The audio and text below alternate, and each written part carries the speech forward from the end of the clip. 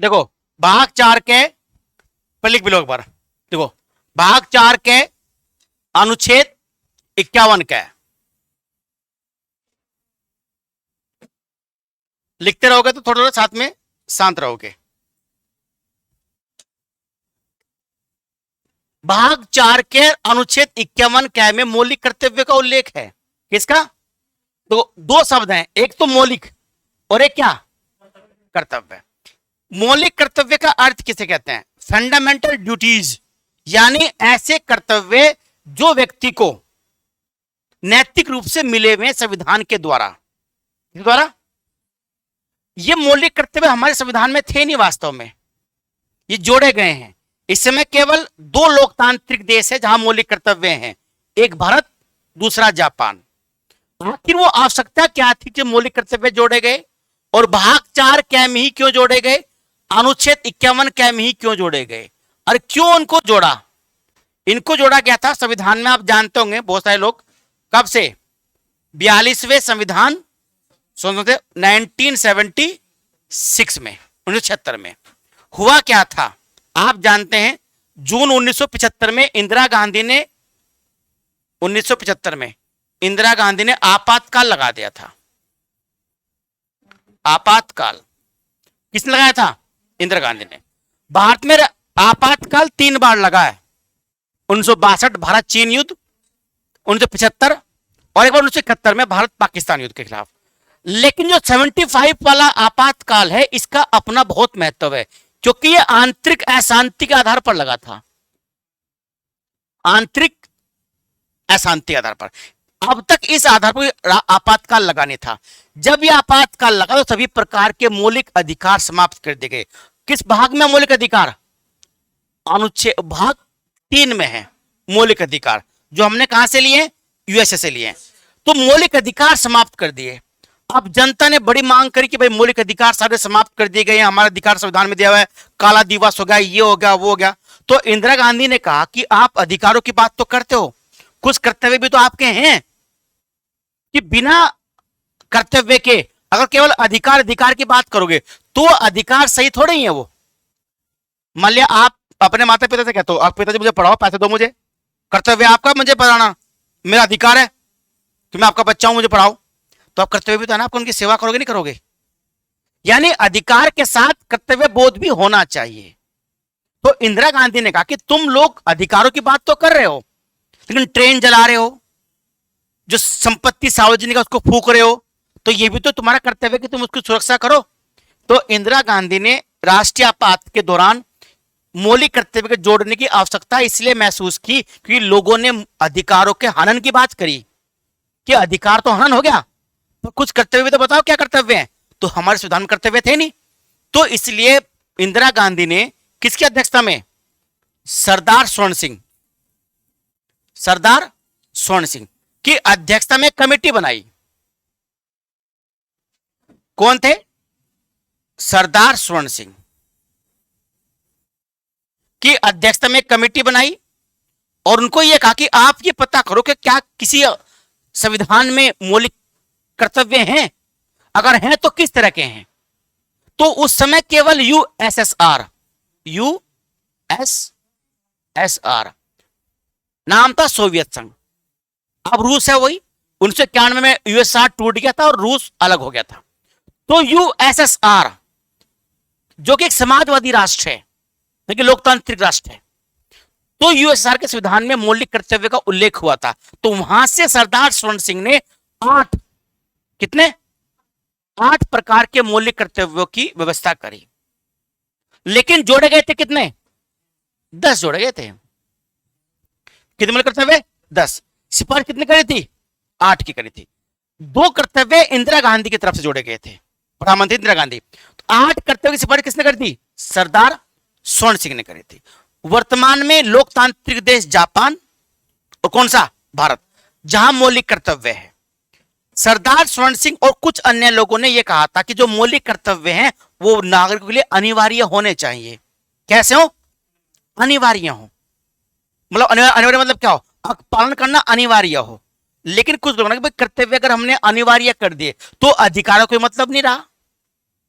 भाई जैसे मान लिया मौलिक कर्तव्य है, ये सब नैतिक हैं, आप पालन करो या ना करो।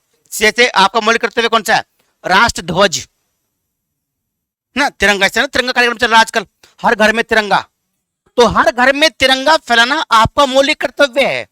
अगर ये कर्तव्य अनिवार्य होता, आपकी इच्छा भाई मैं तिरंगा नहीं फहराता, है ना, तो अगर आप नहीं भाई आपको फहराना पड़ेगा, तो फिर आपके अधिकार का क्या है? हनन हुआ।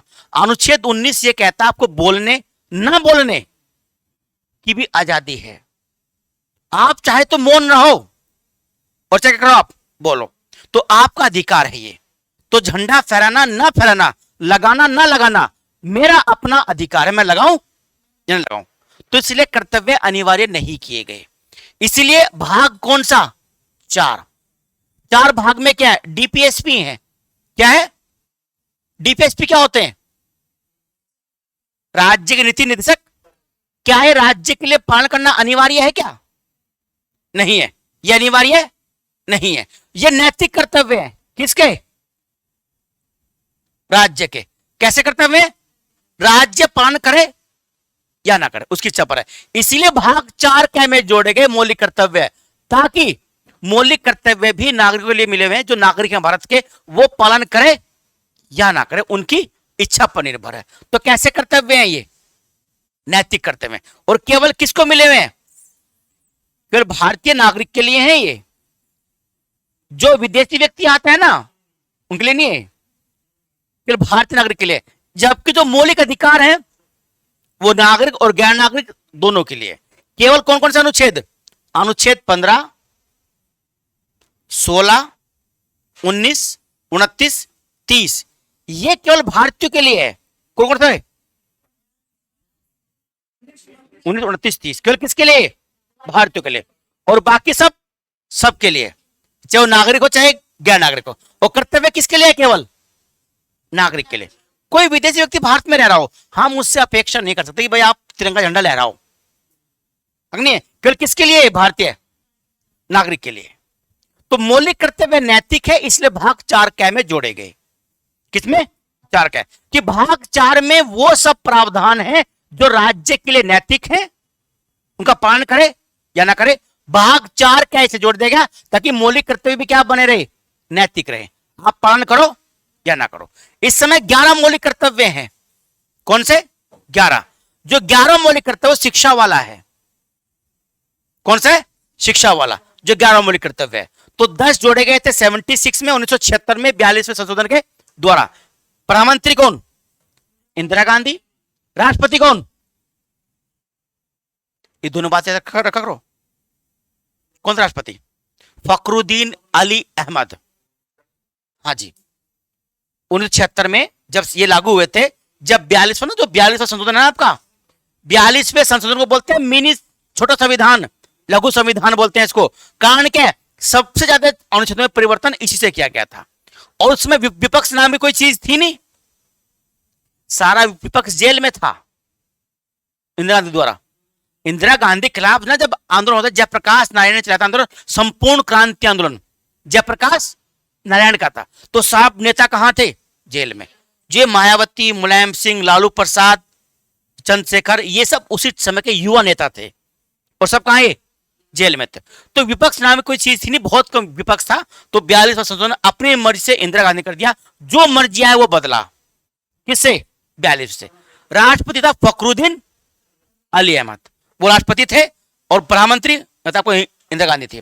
कितने मौलिक कर्तव्य हैं इस समय? कितने मौलिक कर्तव्य हैं? 11। कितने? 11। सरदार सरोवर सिंह ने कितने कहे थे? 8। जोड़े कितने गए थे? 10। इस समय कितने? 11। अच्छा, कहां से लिए गए? कहां से लिए गए? आयरलैंड, यूएसएसआर, यू या फिर सोवियत संघ कह लो। इस समय और किस देश में मौलिक कर्तव्य हैं? जापान, जो लोकतांत्रिक देश है। और भारत में किस भाग में? भाग 4 के अनुच्छेद 51 के में। याद रखिए बात। कितने समय? 11 है। ठीक। क्या मौलिक कर्तव्य अनिवार्य है? नहीं। कैसे हैं? नैतिक है, आप पालन करो ना करो।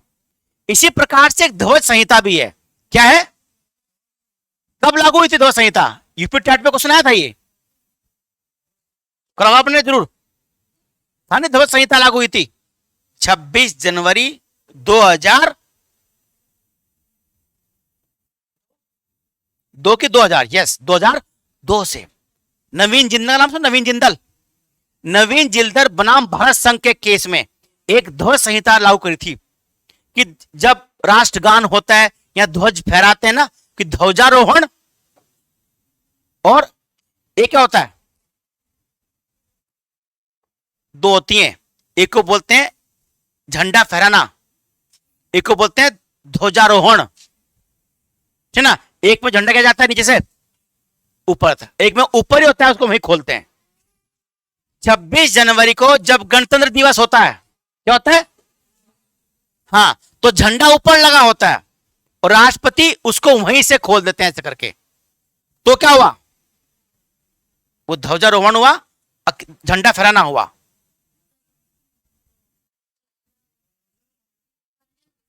है?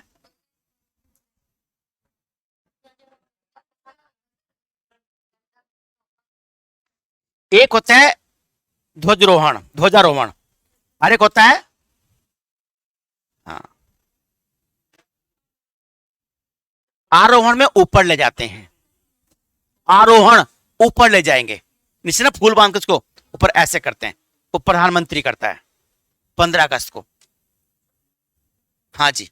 और 26 जनवरी को करते हैं राष्ट्रपति, गणतंत्र दिवस के आधार पर, कि राष्ट्रपति राष्ट्र के मुखिया से संविधान लागू हुआ था, तो 26 जनवरी को ऊपर होता है वो झंडा, तो वहीं से उसको करते हैं। एक फ्लैग होस्टिंग बोलते हैं, एक फ्लैग एन फ्लेमिंग, कुछ ऐसे कुछ करके बोलते हैं, फ्लैग क्या बोलते हैं। हाँ, बाकी सबके लिए नहीं होती, बाकी हम लोग तो एक ही करते हैं सारा काम, हम तो ऊपर झंडा लगा देते हैं, चाहे 26 जनवरी चाहे 15 अगस्त हो, हर यहीं से खोलते हैं। वो उन राष्ट्रपति और प्रधानमंत्री के लिए है, ना कि आम नागरिक के लिए।